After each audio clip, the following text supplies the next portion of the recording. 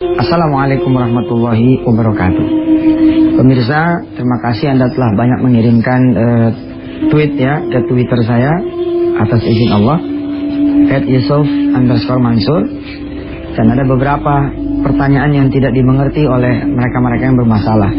Kenapa sih Ustadz Allah kok begitu jahat dengan kami, begitu kira-kira. Ada lagi yang ngirim, kenapa kok saya jadi punya utang banyak. Ada lagi yang bercerita saya kena kanker prostat. Ada lagi yang bercerita rumah saya diambil saudara saya. Sebentar, ada lagi yang kemudian berkisah tentang nasibnya ya, yang seakan-akan tidak pernah membaik. Dan banyak lagi tentang kesusahan-kesusahan diri. Nah, ini menyambung pembicaraan kita pada hari Rabu yang lalu, bahwa bisa jadi memang satu kejadian itu adalah ujian dari Allah Subhanahu wa taala. Ada juga sebagian yang lain yang bukan ujian, melainkan dia azab Allah Subhanahu wa taala karena terkait persoalan dia punya kelakuan terhadap Allah dan terhadap manusia kanan dan kirinya. Tapi sebelum itu mari kita sama-sama menyimak tasmi' Quran dari Syekh Muhammad.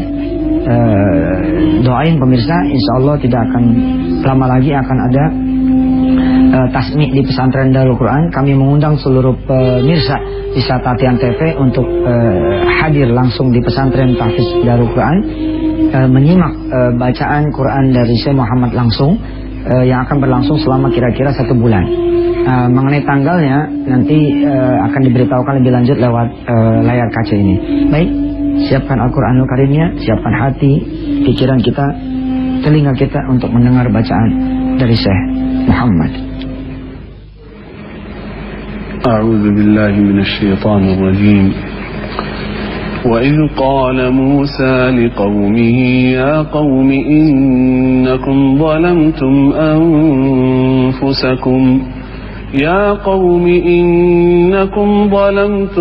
أنفسكم باتخاذكم العجل فتوبوا إلى بارئكم فاقتلوا أنفسكم ذلكم خير لكم عند بارئكم فتاب عليكم إنه هو التواب الرحيم صدق الله العظيم. Pemirsa yang dirahmati Allah, ada seorang jamaah yang datang begitu nih kisah ya. Ustaz, saya punya rumah diambil oleh adik saya. Oke. Kenapa kok bisa diambil oleh adiknya saudara? Secara dunia dia cerita tuh. Jadi adiknya kemudian menjual rumah dia tanpa sepengetahuan dia. Padahal itu rumah katanya rumah dia. Kita langsung belajar ya, posisinya seperti apa nanti, apakah ini ujian atau ini azab. Oke, ikutin saya. Ini sudah saya tuliskan di layar pemirsa, di blackboard ini, di kertas hitam ini, ayat-ayat suci Al-Quran yang berkaitan dengan apa yang kita pelajari pada hari ini. Tapi sebelum membahas ini, saya coba akan kasih ilustrasi ya, bagaimana kemudian seseorang yang banyak syukur ya, bisnis bertambah, aset bertambah, keuntungan bertambah, dunianya bertambah, kebahagiaannya bertambah, kesenangannya bertambah, dengan dia kemudian menambah rasa syukurnya kepada Allah. Nah, ketika rasa syukur ini kemudian berubah menjadi kufurnya bertambah, pemirsa lihat, kufurnya yang bertambah, innalillah, maka kemudian ini bukan plus, akan menjadi min.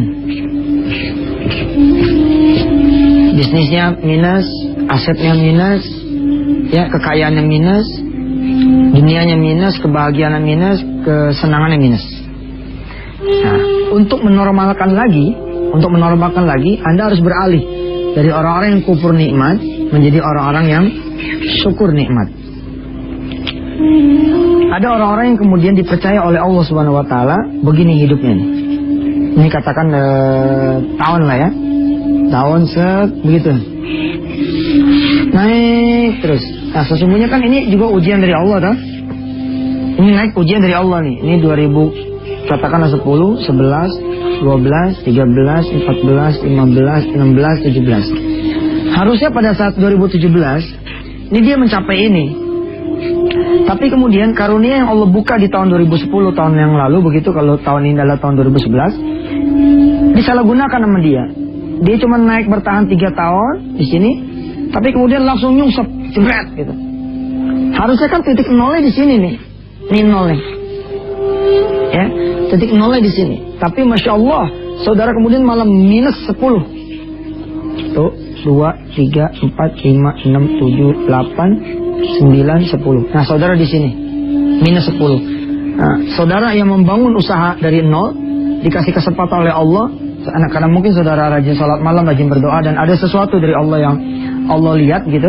Ternyata saudara nggak mampu mempertahankan amanah dari Allah Subhanahu Wa Taala. Di tahun ketiga usaha Anda berzina. Di tahun ketiga Anda usaha, Anda durhaka sama orang tua. Di tahun ketiga Anda usaha, Anda kemudian katakanlah serakah, lalu mengambil harta orang. Lalu saudara kemudian di tahun 2013 nanti minus. Alih-alih punya untung 10 miliar, saudara malah punya utang 10 miliar. Banyak orang tidak mengerti ini. Kenapa kok saya bisa jadi punya utang 10 miliar? Gitu. Ya, ada sebagian lagi bentuknya macam-macam kan ya kan? Bentuknya tidak harus selalu minus tuh uang. Ini minus tuh bisa berbentuk apa? Penyakit. Okay. Saya pernah satu ruangan toilet dengan salah satu kru di Antv. Lalu saya cerita bahwa ini buang air kecil ini nikmat dari Allah. Banyak orang-orang yang kemudian kena kanker prostat. Nah, ada orang-orang yang punya kanker prostat bukan karena ujian, tapi karena azab. Beberapa tahun yang silam dia melakukan zina, buahnya adalah pada saat itu. Nah, mendeteksi yang begini-gini bukan saja dengan tinjauan medis atau psikologi, tapi juga tinjauan dari Al-Quran. Kita akan bahas insya Allah ayat-ayat yang sudah saya tulis untuk saudara ini, tapi setelah yang satu ini. Baik saudara-saudara dirahmati Allah, pada tahun-tahun 98-99 saya banyak melakukan perenungan atas izin Allah, yang kemudian lahir buku yang judulnya Wisata Hati, Mencari Tuhan yang Hilang. Banyak orang kemudian protes di awal-awal, kok kenapa sih bukunya Tuhan yang Hilang? Emang ada yang Tuhannya hilang? Sebenarnya bukan Tuhannya hilang, tapi hilang itu dari diri saya. Saya merenung gitu ya, kok kenapa sih jadi susah gitu. Nah ayat-ayat ini nih yang kemarin silam dulu itu ada di hati saya, memenuhi pikiran saya atas izin Allah. Allah membukakan taufik dan hidayah insya Allah buat saya, yang saya bagi lagi buat saudara semua. Jadi ketika ada itu genteng bocor, tidak disadari sama orang. Yang orang lihat selalu ubin yang basah. Sebenarnya ketika ada ubin yang basah, saudara tidak perlu langsung ngepel. Kalau saudara langsung ngepel, saudara capek nanti. Karena pokok utamanya tidak saudara selesaikan, yang atas tidak diselesaikan, maka ketika kemudian hujan bocor, basah lagi. Hujan bocor, basah lagi. Anda punya utang. Ya, Anda tidak dapat message dari Allah Subhanahu Wa Taala. Anda tidak memahami apa sih maksud Allah mempergulirkan hutang itu buat saudara. Anda dapat penyakit, tapi Anda tidak dapat message dari Allah apa sih yang membuat Anda menjadi punya penyakit. Anda punya rumah diambil oleh Allah seperti kisah di awal tadi. Ada seorang bapak bilang bahwa tanahnya diambil, rumahnya diambil sama adiknya. Betulkah peristiwa itu berdiri sendiri, tidak ada korelasinya? Sedangkan di surah Al-Mudaththir, kalau saya boleh tambahin nanti di sini, surah Al-Mudaththir itu ada ayat yang bunyinya bahwa setiap orang itu bima kasabat rohina. Bima kasabat rohina. Semua orang itu akan tergadai dengan apa yang dia kerjakan. Tidak berdiri sendiri satu kejadian kecuali ada kejadian lain, begitu kira-kira. Dan tidak akan pernah berdiri sendiri satu kejadian kecuali memang Allah ada di balik kejadian itu. Nah, Nah, orang kalau mau tidak ngepel-ngepel terus, nanti kalau utang itu selesai ya, sementara saudara tidak memahami, oh karena Anda sholatnya telat melulu, Anda tidak ada sholat sunnahnya, Anda kemudian sama orang, Masya Allah, nah, dikasih tiban utang, lalu Anda selesai memang, dengan usaha Anda yang gigih selesai. Tapi bertobat tidak, dari sholat telat melulu, dari sholat tidak pernah ke masjid, jarang ke masjid kecuali sholat Jumat, ya, maka akan lahir utang berikutnya. Akan lahir utang berikutnya, akan lahir utang berikutnya. Begitu juga penyakit. Akan lahir penyakit berikutnya, penyakit berikutnya, penyakit berikutnya. Maaf ya, saya bukan sedang tidak menonjok, memukul, atau menjemberbabkan saudara-saudara yang saat ini sedang susah. Let you think lah. Coba Anda berpikir sedikit. Jangan-jangan ini bukan ujian itu. Ini azab. Harusnya apa yang saudara lakukan ketika melihat lantai ini basah? Yang saudara lakukan adalah betulin gentengnya. Betulin itu yang bocor. Nah, itulah iman Anda, itulah tauhid Anda, itulah ibadah Anda, itu amal soleh Anda. Anda harus kembali kepada Allah, masuk ke zona orang-orang yang bersyukur. Masuk ke zona orang-orang yang bersyukur. Nah, ini dia. Nih. Anda kan tidur di malam hari ya, di tempat tidur nih Anda nih. Ini kan sebenarnya nikmat Allah kan?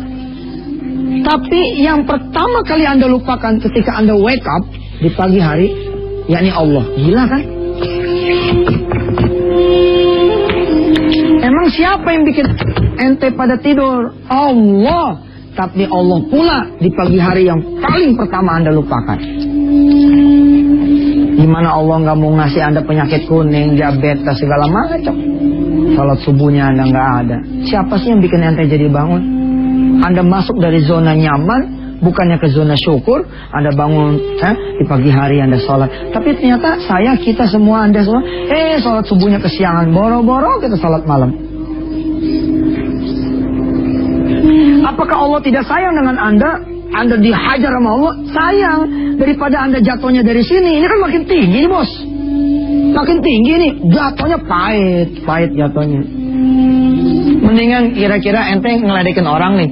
Gila tuh orang gendut amat gitu. Begitu jalan, jatuh. Itu bagus, namanya dibayar tunai oleh Allah. Ente nyolong nih bang, habis nyolong langsung ketangkep. Bagus. Kalau nggak langsung ketangkep, ente makin gede. Ini jadi repot urusannya, betul nggak? Ya, ini dia ayatnya. Kita ngaji satu-satu ya. Saya sudah tuliskan ini supaya menghemat waktu. A'udzubillahi minasyaitonir rajim. Wa man a'rada 'an dzikri fa inna lahu ma'isyatan dhanka. Siapa orang yang berpaling dari peringatanku, lupa padaku. Ada azan memanggil malah tetap aja dia nginin bisnisnya segala macamnya, maka aku akan berikan kepada dia ma'isyatan dhanka, kehidupan yang sempit. Di Al-A'raf ayat 182, sanastadrijuhum min haitsu la ya'lamun. Aku akan permainkan dia dari yang dia tidak ketahui. Ini seru nih pemirsa.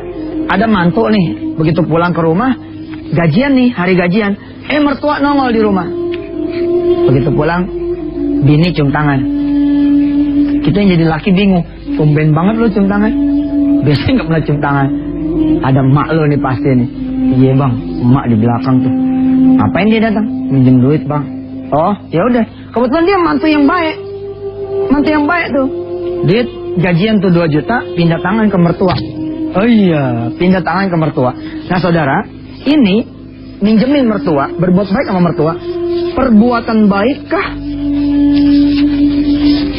Atau sesungguhnya saudara sedang dimainkan oleh Allah? Kan kelihatannya perbuatan baik tuh. Ya udah nih, kebetulan ke gajian, kasih aja mama lo. Kelihatannya kan perbuatan baik ya.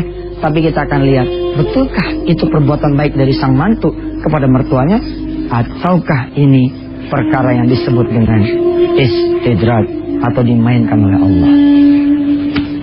Alhamdulillah pemirsa ya, masih bersama kami di acara Wisata Hati Antv.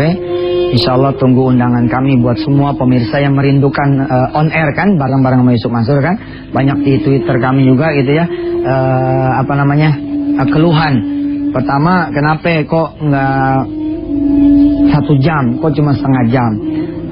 Jadilah orang bersyukur dulu, setengah jam ini disyukuri dulu. Ya, disyukur itu maksudnya ya diikutin lalu kemudian dijalankan sampai Allah menambah. Allah kalau nggak lihat ente pada nambah, ya nggak bakal ditambah juga waktunya ya kan. Yang kedua, anehnya nggak mau jemah, kelamaan. Terus setengah jam pas dah, ente masih bisa berangkat kerja ya kan, masih bisa ngantre anak sekolah dan bla bla bla. Nah, terus yang kedua, pemirsa banyak yang merindukan, kenapa sih Ustadz nggak ada jemaah yang hadir? Insya Allah, kalau kita bikin acara off airnya. Nah, salah satu acara off air dengan Wisata Hati Antv adalah kita akan mengadakan Tasmiul Quran, kita akan mengadakan khataman Quran bersama Syekh Muhammad 30 hari berlangsungnya, setiap hari 1 juz.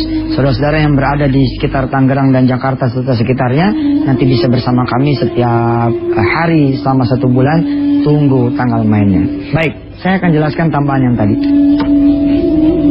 Ya. Ternyata ketika si mantu itu pulang, duduk pulang, ada mertua di rumahnya. Karena udah gajian, habis gajian lalu uang ini pindah ke mertua. Nih mak, buat emak. Tidak ada satupun di antara Anda yang berpikiran mungkin seperti saya, bahwa itu duit Allah yang mengambil. Nggak ada kan? Semua berpikir bahwa ya itulah kebaikan dari si mantu.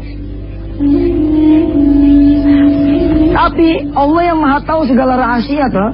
Betul nggak? Ternyata si mantu ini diam-diam ngutil, ya, ngambil harta yang tidak halal gitu. Yang setelah jalan 2-3 bulan, harta itu 2 juta. Nah 2 juta itu Allah yang ambil. Atau bisa saja misalkan saudara yang menjadi mantu seperti itu tidak ada sholat lohornya, tidak ada, ya kalau kameramen kita ini Masya Allah. Kalau sholat Jumat aja datangnya jam 11. Ya, nyari tiang nih buat tidur. Saking rajinnya dia datang jam 11. Kirain sama HP katanya nyari tiang, ngetek buat tidur. Insya Allah deh kalau kameramen kita ini top. Insya Allah. Anda udah tahu. Insya Allah. Kita kalau mau siarannya kita doa dulu, apa dulu, Masya Allah mantap. Ya. Nah kalau Anda adalah seorang mantu yang tidak sholat berjamaah, lalai itu. Nah itu ada konversinya berupa itu. Jadinya yang disebut dengan sanas tadrijuhum. Ini namanya istidraj. Jadi Anda tuh dimainin sama Allah. Ayo mah proyek banyak gitu, begitu di akhir waktu Anda harus menggadai Anda punya rumah, Anda harus menggadai Anda punya mobil. Tuh gimana? Proyek banyak, kok utang banyak? Ini dimainin nanti sama Allah. Saya tentu saja harus husnuzon kepada Anda semua. Insya Allah lah. Insya Allah Indonesia ini bukan sedang diazab, tapi sedang diuji. Tapi kalau diuji itu persoalannya lain lagi. Nah, cuman kan nggak cukup nih sekarang ya kan. Kita batasin aja sampai di sini dulu pembahasannya. Nih, ini belum selesai. Nanti kita akan bahas di hari Rebo yang akan datang. Ingatin pemirsa, mudah-mudahan kertasnya nggak hilang. Kita berdoa yuk. Kita berdoa pada Allah, mudah-mudahan kita dikasih waktu sama Allah menuntaskan apa yang kita kaji. Kita berdoa dulu, mudah-mudahan Allah memaafkan kita semua. Apa saja yang membuat Anda menjadi saat ini terpuruk, mudah-mudahan Allah jayakan lagi. Mari kita berdoa dengan menyenandungkan salawatnya Nabi Allah Adam alaihissalam yang diabadikan oleh Allah di dalam surah Ali Imran. Rabbana ya Rabbana zalamna anfusana wa illam taghfir lana wa tarhamna lanakunanna minal khasirin. Kita akui, iktiraf, kita akui bahwa kita punya dosa ini begitu banyak. Kita wajar susah. Kita sekarang sudah tidak lagi mengeluh tentang mana pertolongan Allah, tapi kita berpikir, aduh ya Rabb, maafin saya. Udah bukan lagi persoalannya kita sehat dan tidak, kebayar hutang dan tidak, kebeli rumah tidak. Persoalan kita sekarang adalah, yuk kita syukuri apa yang Allah beri, kita tobat dari apa yang kita kufuri, kita kemudian berangkat menuju Allah Subhanahu wa taala hingga pada saatnya nanti Allah menurunkan lagi pertolongan dan Allah balikan lagi karunia kepada kita semua. La in syakartum la azidannakum wa la in kafartum min adzabil syadid. Saya Suk Mansur, sampai ketemu. Wassalamualaikum warahmatullahi wabarakatuh.